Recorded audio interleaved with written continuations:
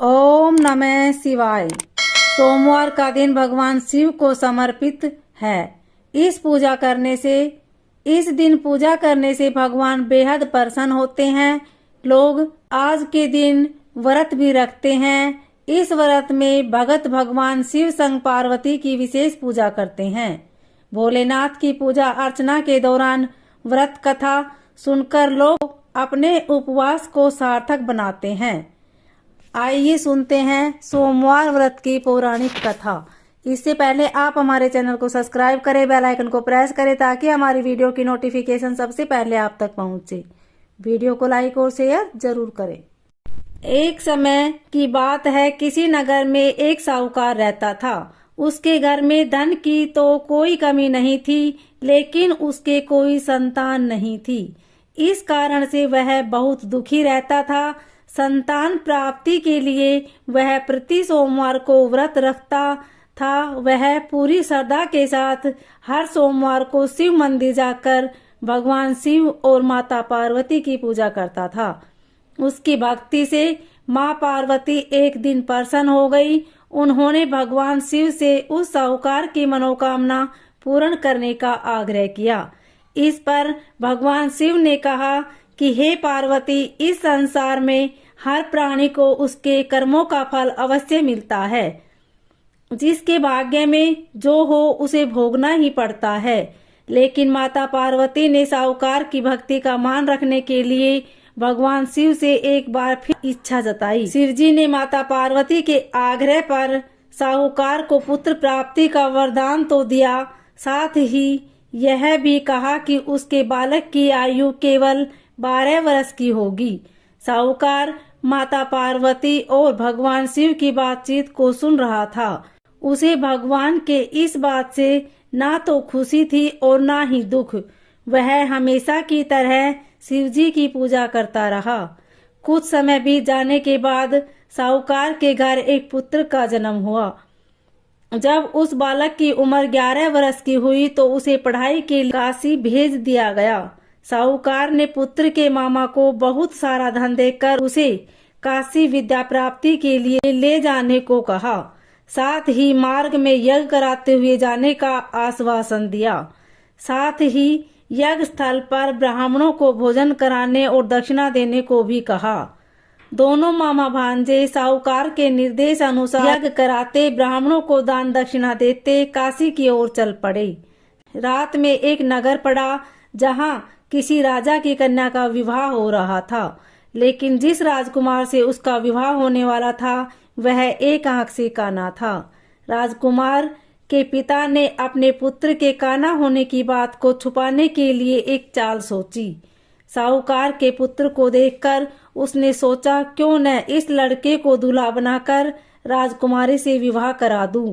विवाह के बाद इसको धन देकर विदा कर दूंगा, फिर राजकुमारी को अपने नगर ले जाऊंगा। इस तरह वह साहूकार लड़के को दूल्हे के वस्त्र पहनाकर राजकुमारी से विवाह करा दिया गया। लेकिन साहूकार का पुत्र ईमानदार था, उसे यह बात अच्छी नहीं लगी। उसने मौका मिलते ही राजकुमारी की चुनरी के पल्ले पर लिख दिया कि तुम्हारा विवाह तो मेरे साथ हुआ है, लेकिन जिस राजकुमार के साथ तुम्हें भेजा जाएगा वह एक आंख से काना है।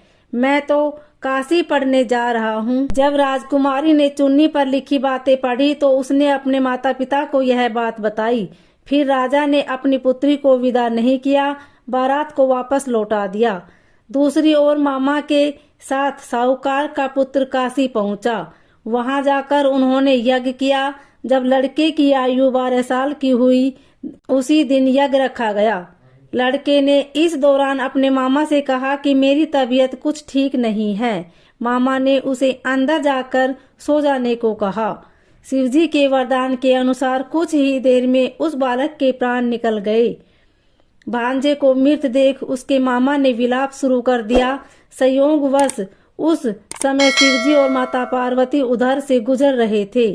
पार्वती ने भगवान से कहा, स्वामी, मुझे इसके रोने के स्वर सहन नहीं हो रहे हैं।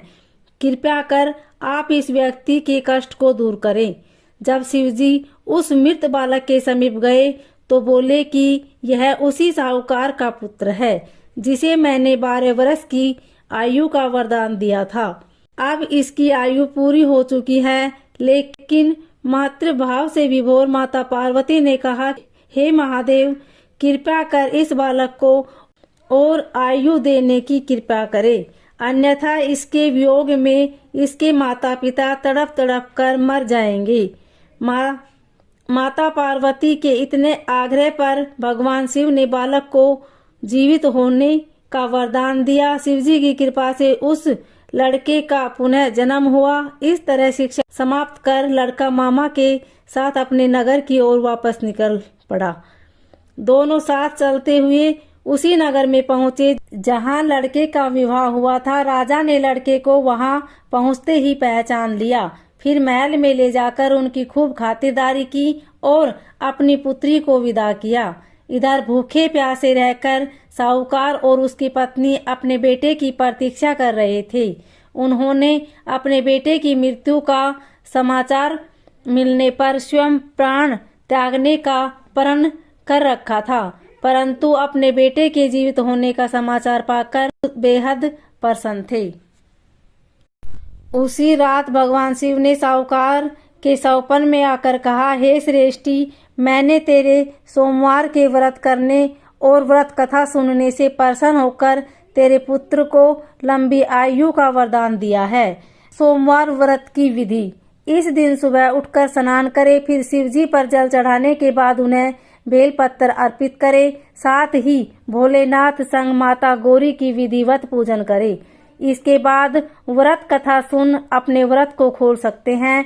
मान्यता के मुताबिक इस व्रत में 3 पहर की उपवास रखी जाती है, यानी शाम के वक्त व्रत खोल दिया जाता है। दरअसल सोमवार व्रत 3 प्रकार के होते हैं।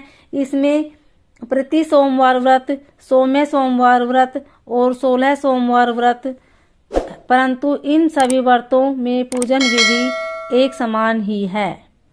धन्यवाद। ओम नमः शिवाय।